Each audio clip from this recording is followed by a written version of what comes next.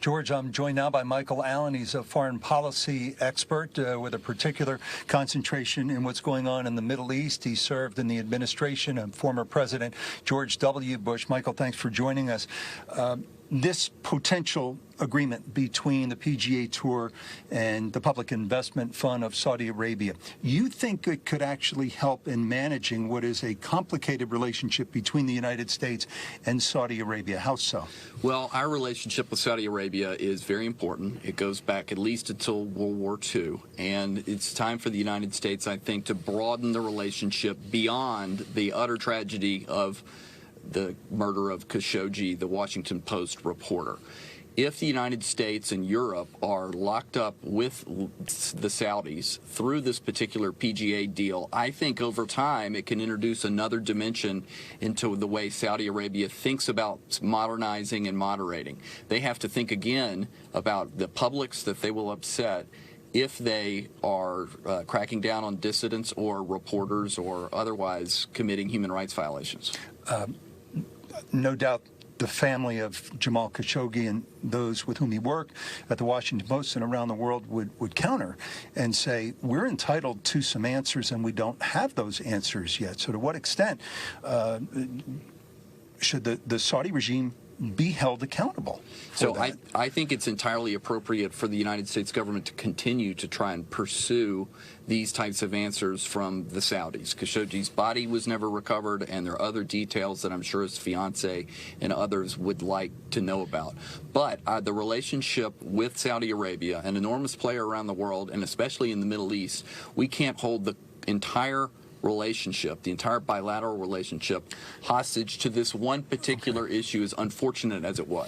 Values versus interests. Commercial interests, and we know those run deep. How do you balance those two? It's very, very hard. The national interests that we have, I think, have to remain paramount going forward because of the oil relationship that Saudi Arabia has with the United States and others around the world.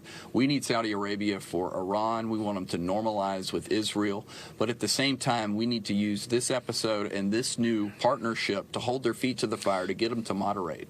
You've met MBS, Mohammed bin Salman, the ruler of Saudi Arabia. Where did you meet him? When? And what was your sense of the man that you met? So in the summer of 2016, I went to Saudi Arabia, to Jeddah, along with some other foreign policy experts, to meet with the Crown Prince and to hear his presentation for a Saudi Arabia Vision 2030. And it was inspired. It was about getting into the entertainment world, entertaining the youth of Saudi Arabia, and of course, you know, other reforms such as allowing women the right to drive.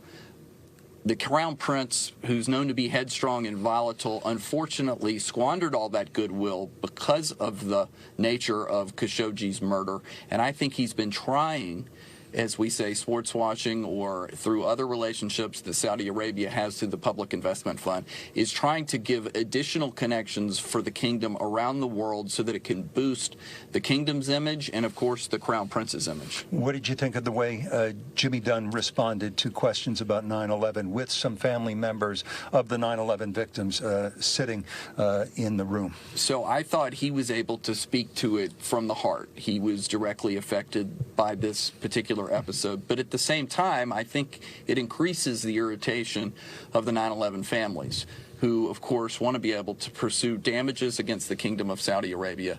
And then because they know that Jimmy Dunn knows the issues so well, I think they probably would have expected that he would have been a little bit more friendly to their position throughout the negotiations.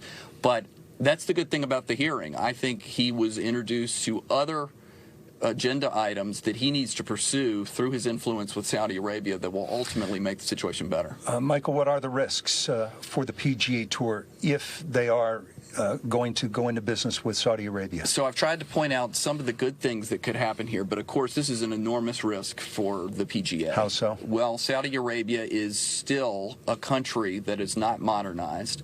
They are still pursuing a variety of wars around the Middle East, in particular Yemen, that we're very uncomfortable with.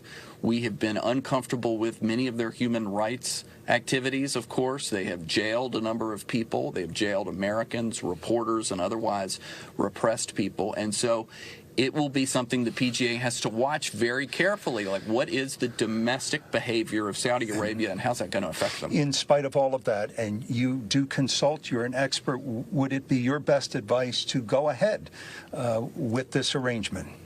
I think they have already gone down the aisle. I don't think Congress today, because there was no spectacular collapse, I don't think that Congress is going to be able to threaten this would-be merger. But at the same time, they've already taken the hit for doing this, and I think they're going to go forward. And you think the American public will buy this in the same way that they understand that there is minority Saudi investment in many of the companies and services they currently use? I think the PGA will have to aggressively explain its position over and over that ultimately they think this will be good for our relationship with Saudi Arabia and a good soft power tool for the United States and Europe to help moderate. Amplify what you mean quickly about soft power. Well, sports is soft power. American culture is soft power. Hard power is, of course, military. This is a way to introduce another dimension in the thinking of the Crown Prince. Before he takes some irate action at a variety of his citizens, he needs to think about his investments and his partnerships around the world, and I can guarantee you the LIV's relationship with the PGA will be top of mind for years to come. Michael Allen, foreign policy expert. Thank you, Michael, for your input today. George?